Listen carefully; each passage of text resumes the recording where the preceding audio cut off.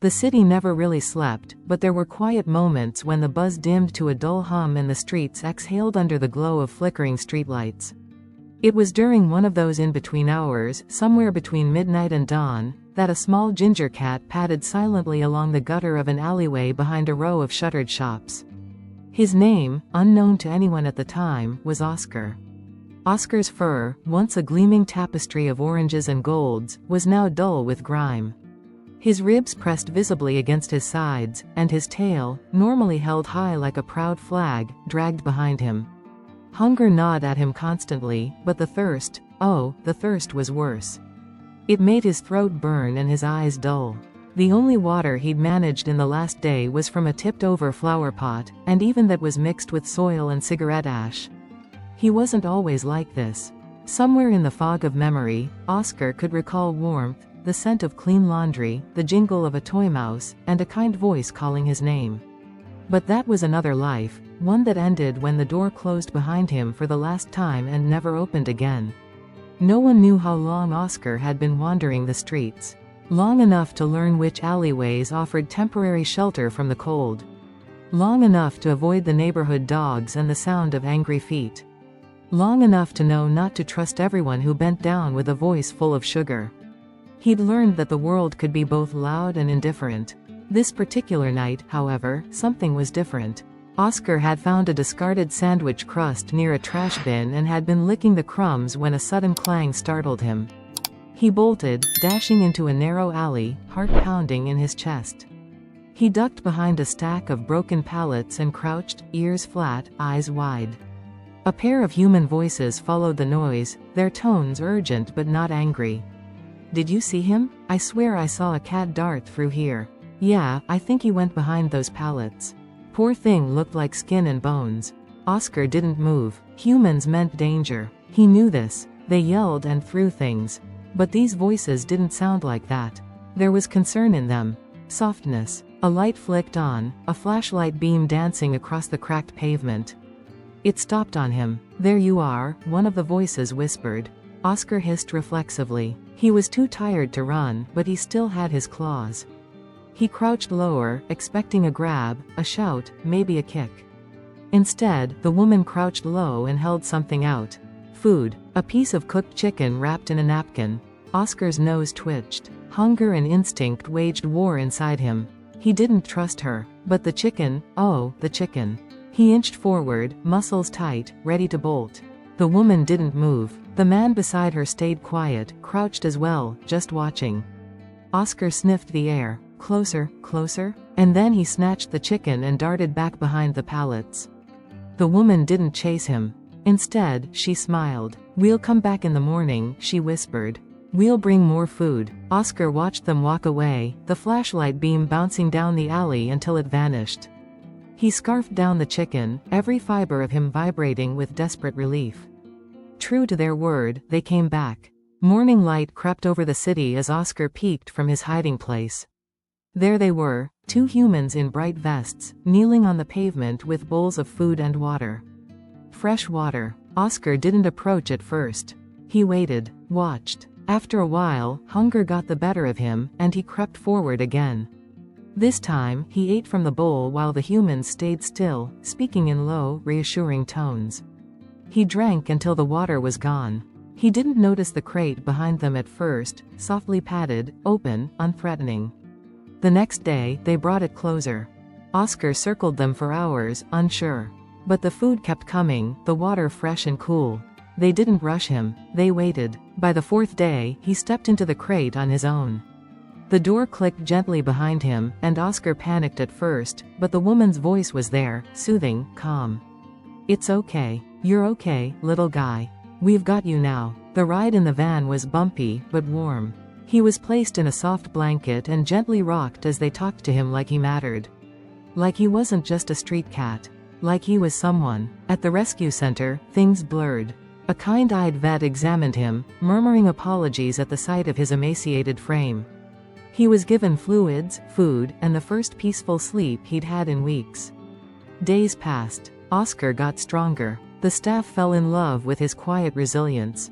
He didn't purr much, not yet, but he blinked slowly when they stroked his head, and he no longer flinched at the sound of footsteps. They gave him a little cubby to rest in, with fleece blankets and a window view. They called him Prince Oscar, as a joke, because of how dignified he looked perched in his corner like a king. And then one day, everything changed again. A family walked in, a woman, a man, and a small boy who carried a stuffed lion. The boy had bright eyes and a gentle touch. When he came to Oscar's enclosure and sat down cross-legged, Oscar didn't hide. "He's beautiful," the boy whispered. The man nodded. "He's the one?" The woman smiled. "He's the one." When they opened the door to Oscar's enclosure, he didn't run. Instead, he walked straight to the boy and brushed against his small hands. "I think he chose you," one of the rescue workers whispered. The adoption was fast-tracked. They were a perfect match. The boy named him Oscar again, not knowing that was already his name. Some things were just meant to be. That night, Oscar slept in a soft bed by the boy's feet. There was food, clean water, toys, and a window that overlooked a quiet street. And for the first time in a very long while, Oscar purred. But this was only the beginning, for the ginger cat who had once roamed the streets now had a kingdom of his own. And little did anyone know, he would soon become more than just a pet. He would become royalty. Oscar awoke to sunlight pooling across the soft duvet, a beam of warmth that painted golden stripes across the bedroom floor. He stretched luxuriously, his lean body arching like a bowstring, tail curling at the tip. His fur had begun to regain its former luster, now a glowing copper hue that glimmered like firelight whenever the sun kissed it. The bed belonged to a small boy named Leo. Leo had a mop of untamed brown curls, a habit of talking to his stuffed lion, and a voice that always seemed to be narrating an adventure. From the moment Oscar stepped into his new home, Leo had treated him like a knighted companion rather than just a cat. Oscar, in return, followed Leo from room to room like a silent, ginger shadow. The house itself was warm and lived in. The air smelled of cinnamon toast and old books. There were scattered signs of family life, school drawings taped to the fridge, a dog-eared board game box under the couch, and a slightly crooked family photo on the wall showing Leo, his mother Clara, and his father Sam. Oscar's kingdom, however, was quickly established. He claimed the window ledge in the living room, where he could survey the front yard like a sentinel. The moment a squirrel dared to cross the grass, Oscar would flick his tail in regal disapproval. He declared the armchair near the fireplace as his throne. And when Leo tucked him in at night with a whispered, "Good night, King Oscar," the cat would blink slowly, acknowledging the title with noble grace. But this new life didn't come without adjustment. Oscar had spent so long surviving that it took time to trust the comforts of domesticity. The sound of the vacuum cleaner sent him skittering under the couch. The rattle of a shopping bag made him flinch. For the first week, he ate every meal like it might be his last, eyes wide, body stiff, as though someone might take the food away mid-bite. Clara and Sam were patient. Clara had a soothing way of speaking to him, like she was telling a secret only he was allowed to hear. She was the one who brushed his fur each morning, gently untangling the remnants of his old life. Sam, quiet and steady, didn't try to pet Oscar right away. Instead, he left treats near Oscar's hiding spots and waited for the cat to come to him on his own terms. It was Leo who broke through the last barrier. One rainy afternoon, thunder rolled over the city in low, rumbling waves. Oscar cowered under Leo's bed, eyes wide with panic. Every crack of lightning sent a jolt through him, memories of stormy nights alone in the alley flashing in his mind. Leo crawled under the bed, bringing his flashlight and his stuffed lion. He didn't say much, just lay there beside Oscar, humming a lullaby that his mother used to sing. The flashlight cast soft circles of light against the wall, and eventually, Oscar crept forward and curled into the boy's arms. From that night on, Oscar began to truly believe in the safety of his new world. He learned that warm baths didn't mean punishment, that vet visits meant he'd always come home again, that there was always another meal waiting, and someone who cared. He became part of their routines. In the mornings, he'd hop onto the kitchen counter, despite Clara's soft protests, to supervise breakfast. At night, he'd sit beside Sam while he read or watched old black and white films. On weekends, Oscar would be nestled in Leo's arms as they built pillow forts and told stories about brave explorers and magical forests. Oscar became a small, silent guardian of the house. If Leo had a nightmare, Oscar would press against his chest, purring until the boy calmed. If Clara came home looking tired after work, Oscar would rub against her ankles, meowing softly until she sat down to rest. He even grew fond of Sam, whose quiet presence reminded Oscar that sometimes love didn't need words or noise, it just needed to be steady. Soon, the family wasn't just saying, "Oscar," they were saying, "His Majesty." Leo would announce him when guests visited, "This is King Oscar. He used to live on the streets, but now he rules here." Neighbors were amused. Some rolled their eyes. But Oscar, he owned it. They bought him a little golden collar with a round tag that said, "Oscar, loved and royal." Clara had a small, handmade pillow embroidered with a crown placed on his favorite armchair. Even Sam joked about setting up a royal feast whenever they gave Oscar a special treat. But it wasn't just the family that noticed Oscar's transformation. The entire neighborhood began to see him differently. At the community garden down the block, Oscar became a regular visitor. He'd perch on the fence while gardeners worked, tail swishing as if inspecting their labor. Children passing by would wave at him. Elderly Mrs. Donnelly, who always wore a lilac hat, began saving bits of tuna just in case he stopped to visit. One evening, during a neighborhood gathering in the park, Oscar made his grand entrance. He strutted in with Leo proudly carrying him, and the other kids rushed to pet the famous king cat. Someone even jokingly made a little paper crown and placed it on his head. He didn't shake it off. Oscar sat there, eyes half closed, soaking in the admiration like a ruler surveying his court. It was the ultimate transformation, from a stray cat hiding under pallets to a beloved figure at the heart of a community. But even kings have their moments of vulnerability. One winter morning, Oscar didn't come downstairs. Leo searched every room, calling his name with rising panic. They found him under the bed, trembling, his nose dry and his body curled tight. A quick visit to the vet confirmed he had picked up a respiratory infection. Not unusual for a cat with his history, but it hit harder than expected. Oscar was sick, and the house, once full of his quiet presence, felt strange without it. Leo refused to go to school. Clara took time off work. Sam sat beside Oscar's bed each evening, stroking his head and whispering things he never said aloud, things about hope and love and not giving up. Oscar, in his haze, felt the warmth around him like a shield. He fought. He clawed his way back. And slowly, day by day, he began to recover. When he finally jumped back onto the windowsill, purring as the sunlight warmed his fur again, the entire house seemed to exhale in relief. That night, they had a celebration. A royal recovery banquet, as Leo called it. Oscar got a slice of cooked salmon on a porcelain plate, garnished with parsley, which he ignored. The family laughed and clapped as Oscar licked his paw and cleaned his face, as regal as ever. "You really are royalty, aren't you?" Clara whispered as she kissed the top of his head. Oscar didn't purr in response. He didn't need to, because in that house, filled with love, laughter, and stories, he didn't have to prove anything. He was no longer the street cat with hollow eyes and hidden scars. He was King Oscar, ruler of hearts. And his reign was only just beginning.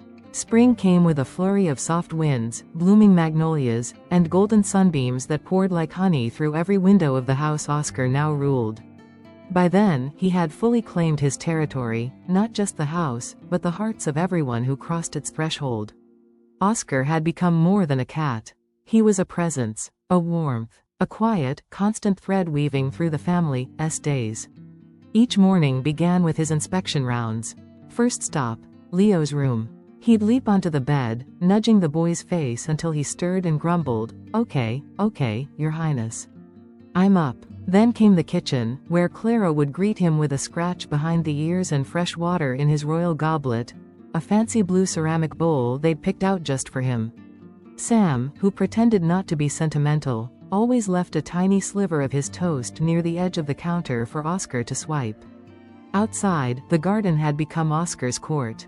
Leo had planted catnip just for him, and Oscar could often be found lounging beside the blooms like a sun-drenched deity. Birds fluttered past, squirrels dared to peek from branches, but none disturbed the king unless he willed it.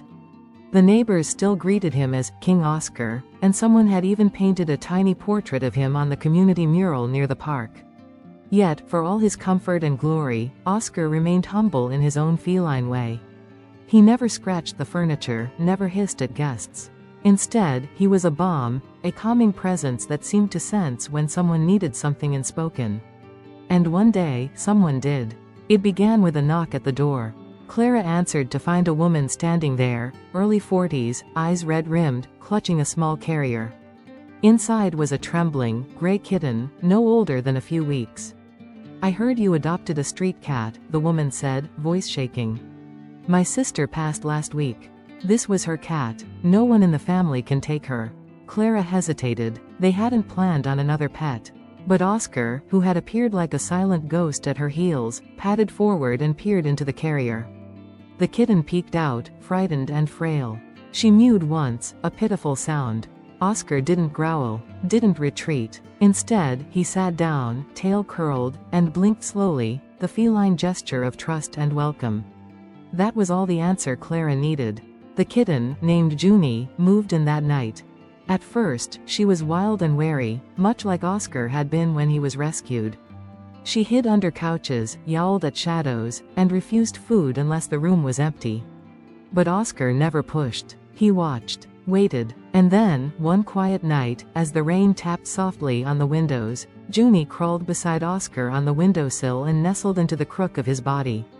He wrapped his tail around her. She purred for the first time. From then on, Oscar took her under his wing like a royal mentor guiding a young heir.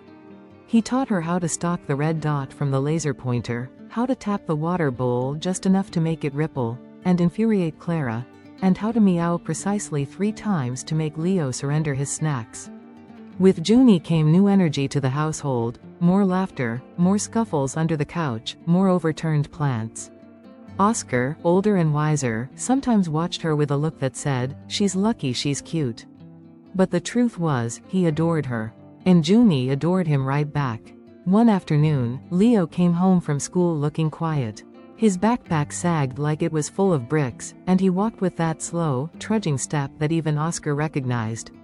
Something was wrong. Leo flopped onto the couch and buried his face in a pillow. Clara tried asking what had happened, but he just shook his head. Oscar jumped onto the couch, climbed onto Leo's back, and settled there like a furry cape. Junie followed, curling beside his arm.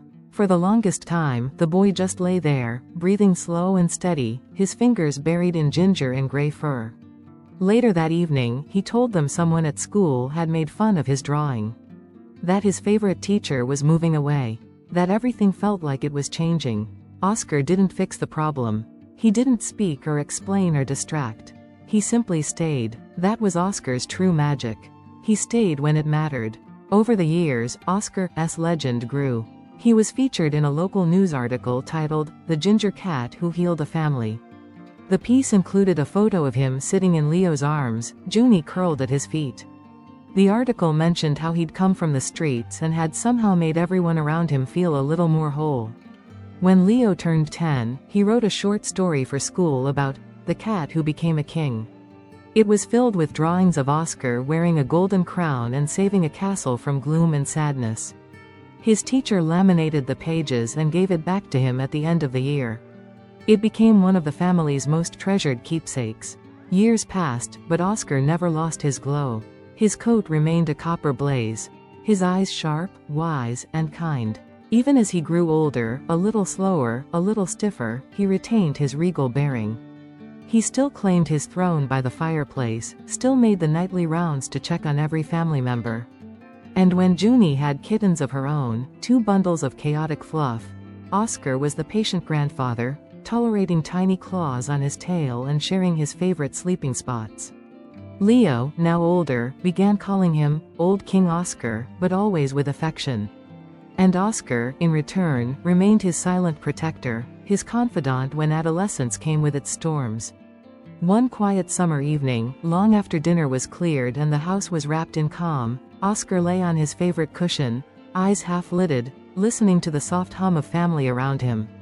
Clara was reading. Sam was fixing a broken drawer. Leo was sprawled on the floor with a sketchpad, one leg lazily kicking in the air, Junie's kittens climbing across his back. Oscar blinked slowly. He wasn't a stray anymore. He wasn't lost or hungry or cold. He was home. And in this house filled with stories and love, Oscar had found something greater than a kingdom. He had found belonging. Forever.